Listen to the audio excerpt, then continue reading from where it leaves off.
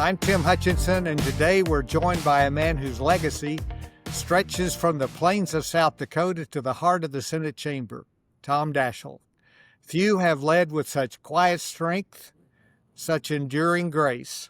At a time when civility feels like a lost art, Tom reminds us that collegiality isn't weakness, it's wisdom.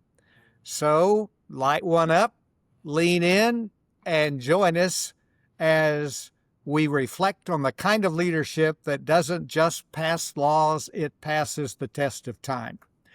So, Leader Daschle, so great to have you along. Thank you for coming on the podcast today. Well, You led the Senate during some of its most turbulent years, 9/11 and the anthrax attacks and deepening partisanship that was beginning to really infect Capitol Hill. What leadership lessons from that era do you believe still resonates today? Well, Tim, first of all, thank you for that very, very generous introduction. My goodness, I'm very flattered, and what a pleasure it is to see you again. It's been a while since we've last connected, and it's just great. And I think, as I may have mentioned in my reply to you in one of the emails, that I occasionally like a good cigar myself. So I'm delighted to I have one ready, but I'm going to do it after the podcast. Well, that sounds good. We could have done it together. Although I don't smoke them inside. I'm sure you don't either. But nonetheless, that's a good question. I tell people, and I think you can probably identify with this. The three of the best friends I've had in my adult life were the three Republican leaders with whom I worked: Bob Dole, Trent Lott, and Bill Frist. And they were friends of mine, not only because we shared a similar job, but because of the kind of people they were.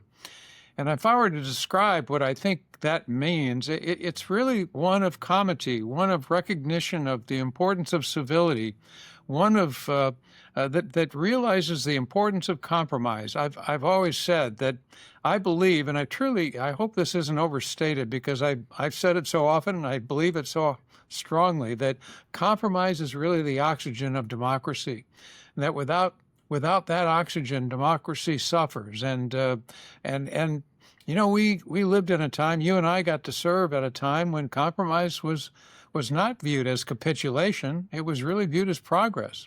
And there were times when you had to give up more than you wanted to, and there were times when I had to do the same. But I think that really is kind of what made the legislative process work. And I regret that we don't see as much of that today, and I hope we can get back to it someday. Yeah, I hope so too. When I was in the Senate and you were the leader, I was on the Help Committee, which everybody told me, don't get on that. It's the most partisan committee in the Senate. But it was Ted Kennedy and it was Mike Enzi, my dear friend, who's both of whom have gone on. But Mike always told me that he and Kennedy had a big meeting and they went back and forth. One would be chairman, and then they'd switch majorities, and the other one would be chairman. But they had an understanding that if they could agree on 80%, they'd just cut out that 20% where they disagreed, and they would find the common ground. And they passed a lot of legislation. I remember, speaking of civility, when you spoke to the Senate prayer breakfast, one of the things you said that you thought the advent of aviation may have been the beginning of when the close relationships, the bipartisan relationships, begin to falter. What does civility look like in today's political climate? You model the ability to disagree without being disagreeable. And I'm not surprised that you had such close friends on the other side of the aisle. But in today's political climate, is it still possible? Well, it is. And I think it happens, but all too rarely now. I think it happens kind of below the surface. I think there's a lot of things, Tim, that have brought this about. I applaud you for your memory. You've got a good memory. I have said that a few times. Airplane is just my shorthand for saying that I don't think people spend enough time in Washington anymore. And if you don't, it's hard to. You and I both been in negotiations where you pick up a little momentum, and if that momentum requires time, and once you get that negotiation going, if you break for several days and come back, you kind of forgot where you were the last time, and so you don't keep that momentum, and nor do you get as much done. So I say this with some appreciation for hyperbole, but these days it seems to me that people leave on Thursdays and come back on Tuesdays, and we try to run the country on Wednesdays, and it's not quite that bad, but that's pretty close. And so I think that's part of it. I also, I think social media, cable news, and even, I have to say, even C-SPAN is partly to blame, because I think today people speak a lot more to the camera than they do to each other. And when they're speaking to the camera, they're speaking to maybe their base or their a certain group, but they're not speaking to the people in the room or the person across the aisle. And I think that makes a big difference. I remember those times when we'd be in executive session and how bipartisan those executive sessions would be. And I think the intelligence community or the intelligence committee has a still somewhat of a bipartisan feel to it, because so much of it is off camera. And I just regret that. I think C-SPAN's been a good thing overall, but I do think that we've paid a price for it. And but I think all of those things are big factors.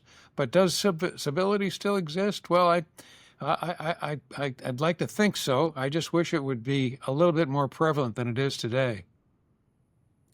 So I will back up a little. Your roots are in South Dakota, in the plains, in the rural part of America. It was the kind of values that you exemplified. Can you trace that back? Was it some of what you grew up with? And tell us about that. It really is. I grew up in a small town, small city, I should say. Aberdeen, South Dakota is a town of about 25,000 people.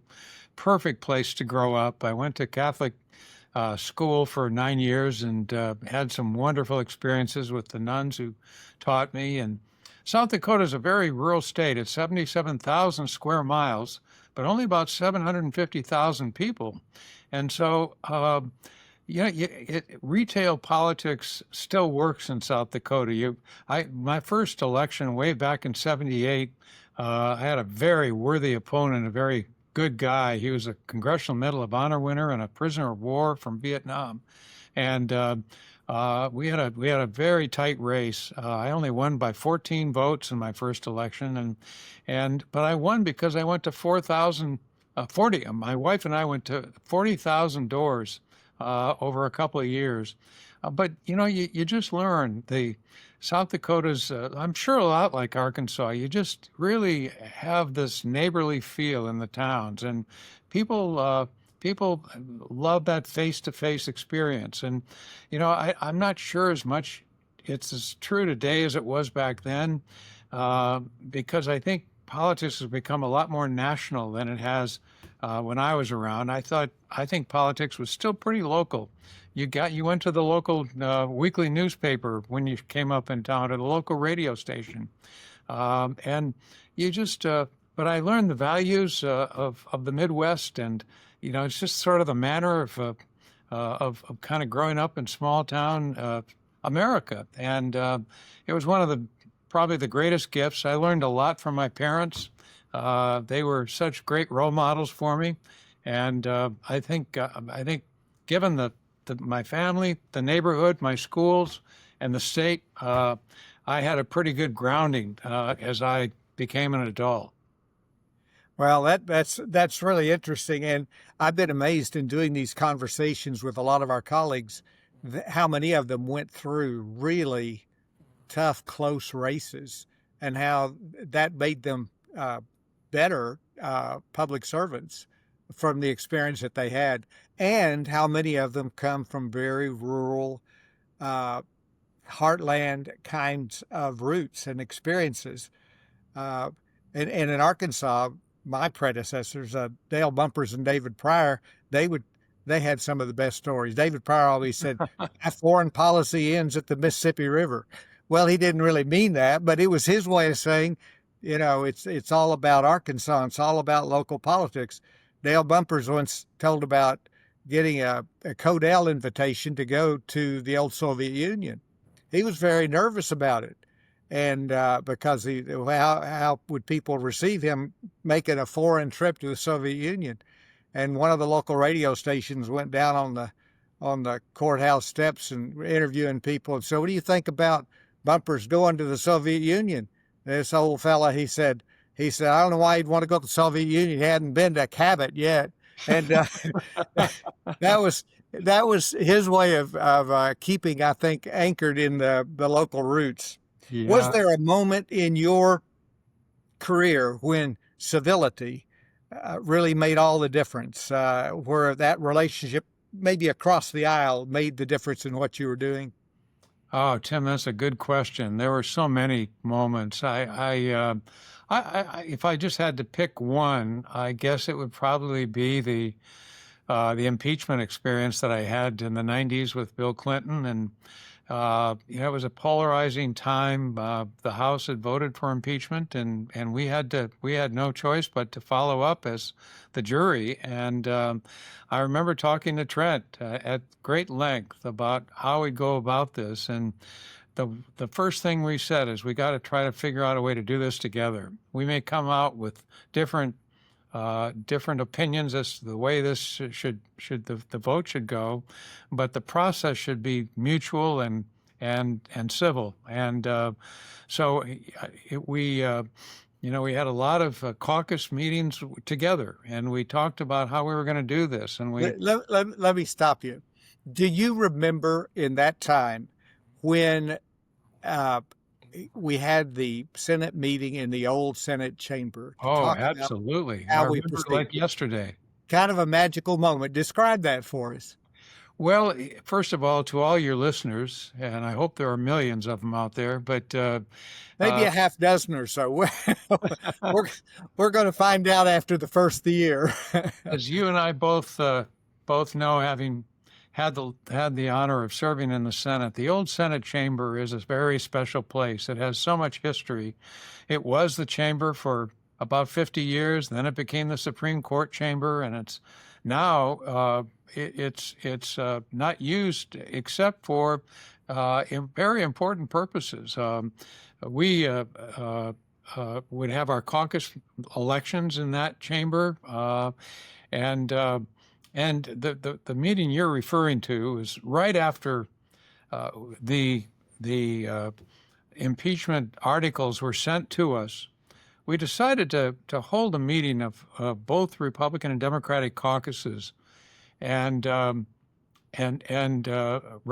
asked Robert Byrd to give a sort of a history of what the impeachment experience was like in Andrew Johnson's day, and so he gave us this incredible history.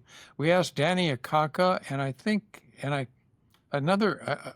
it was Connie Mack, to open with a prayer, and so we had a bipartisan prayer as we opened, that we would have the good conscience to do the right thing, however that turned out. And but then we began talking about just how we were going to proceed. And I know Phil Gramm came up and he gave some great ideas about things to do. And Ted Kennedy stood up shortly after that and said, I agree with Phil on a lot of this. And then immediately Trent and I looked at each other, and this was after like an hour, at least an hour, maybe an hour and a half.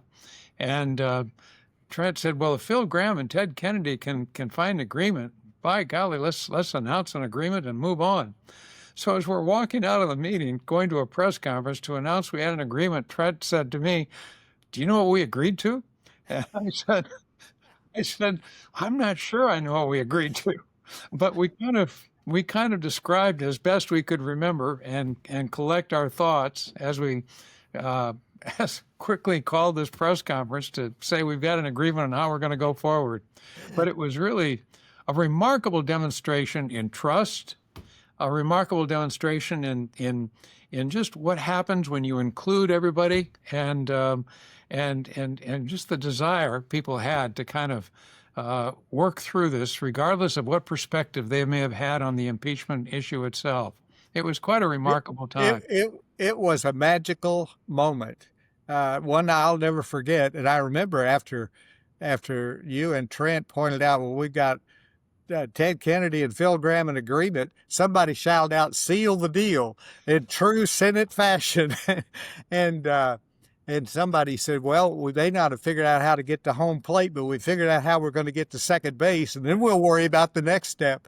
But it was truly, as you said, a great moment of bipartisanship, where the institution of the Senate and its greatness and its history really came through in that old Senate chamber.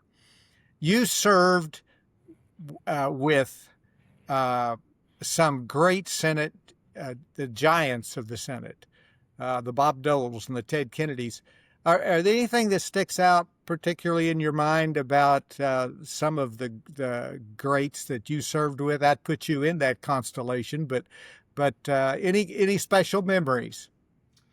Well, Tim, I think what I really appreciated the most is I think what made a lot of these members great were maybe three things in particular. One is just an enormous respect for the institution. Bob Dole had, he used to, I remember having, Bob and I got to even, I don't, all through my whole life, when I came, from the time I came to the Senate to well until the day he died, we developed this very close friendship. And he actually teared up a couple of times talking about memories that he had about his time in the Senate. They were by far, he would describe it as by far the most impactful of his life, given all that he experienced in his life, going all the way back to World War II. That was really saying something. So he and Teddy Kennedy and so many of these giants, as you call them, really did have an enormous respect for the institution. Ted Stevens was another one. Danny Inouye, we could go on, but they were really remarkable people because they loved the institution. Second, they also understood the importance of compromise, and you said it so well when you described the attitude that people on the Help Committee had. Bob Dole would come quite often, and just we would, whether it was Bob or Trent or Bill, we always found ways, not always, but more often than not, we found ways to compromise, and I really think that created that greatness and their ability to accomplish so much. That's how they accomplished all those things that have now made them just the heroic figures that we look at them to be. And I think that was really important. And then the third thing I think that really made a difference is they were good communicators, not only to their colleagues, but they all could communicate what it is about this country that they were working to try to accomplish. And so it was their patriotism and their ability to communicate to the broader public what it is we were trying to do. And I think that really made them quite powerful figures as well.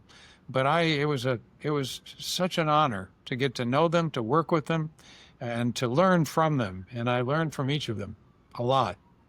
Well, and how important is respect and trust? Because I always found that though you and Trent, who I remember most as being the leaders when I was in the Senate, uh, you often disagreed, but you'd find a way forward, and you always trusted each other. That you weren't going to lie to one another about what the plans were or what your caucus was planning to do. Seems to be like a lot of that is broken down today.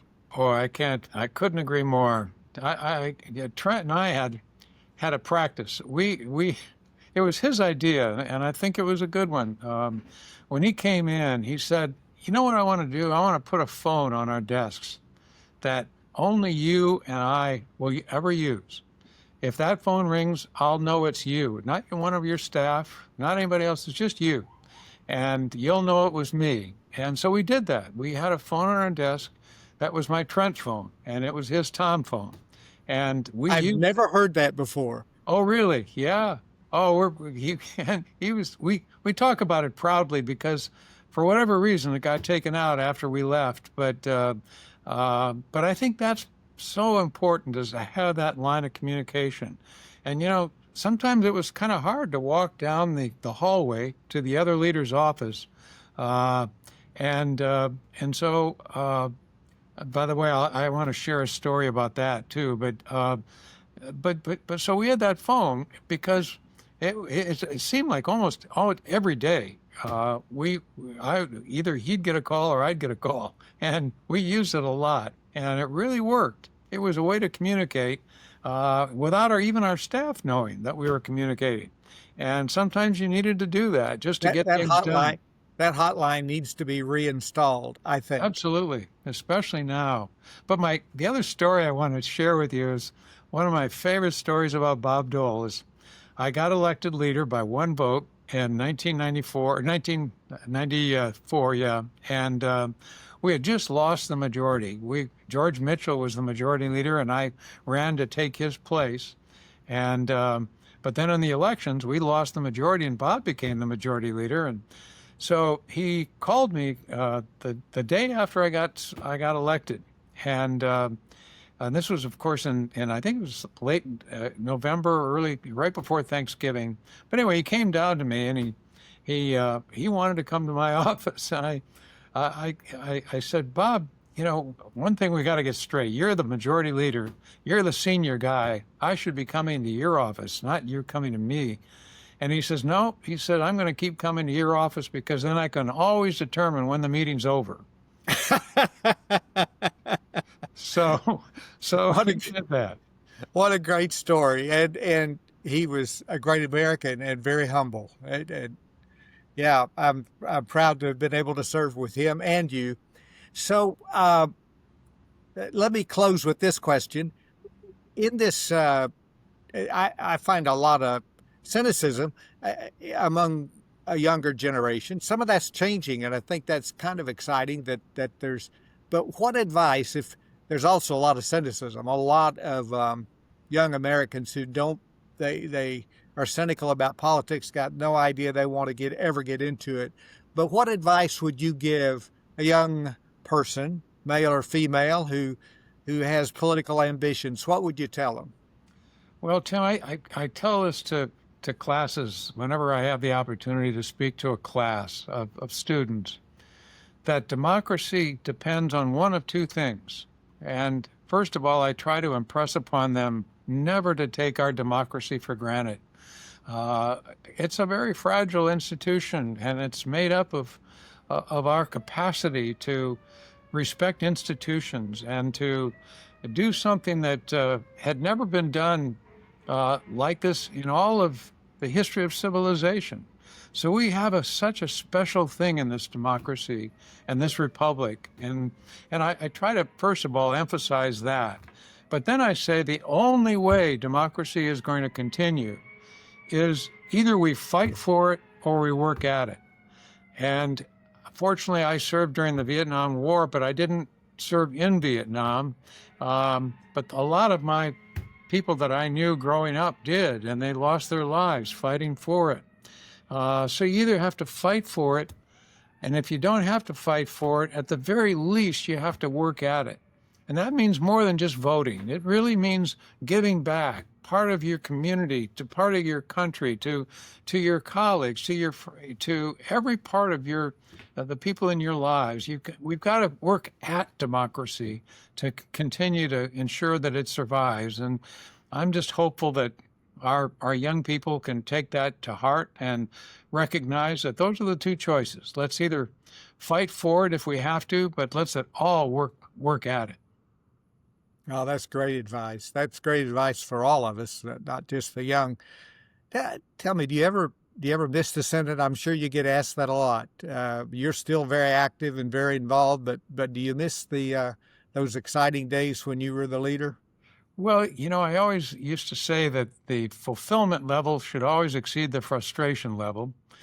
These days, I think the frustration level has to exceed the fulfillment level for any senator or congressman, and I'm really delighted to know that people are still willing to work and serve in spite of what may be less fulfilling times. But I miss the fulfillment that I got working on the issues of the day, and I certainly miss my colleagues like you and the opportunities that we had to serve together because I think we really all felt committed to a process and to this democracy, and to have such an opportunity to work at the highest levels in our republic is the honor of a lifetime. And so I miss that. I don't miss the fundraising and all of the tough schedules one has to experience to be successful.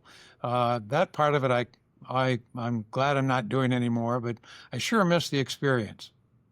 Yeah, I miss the experience, but I'm glad I was there when social media was not what it is today. Oh, you and me both.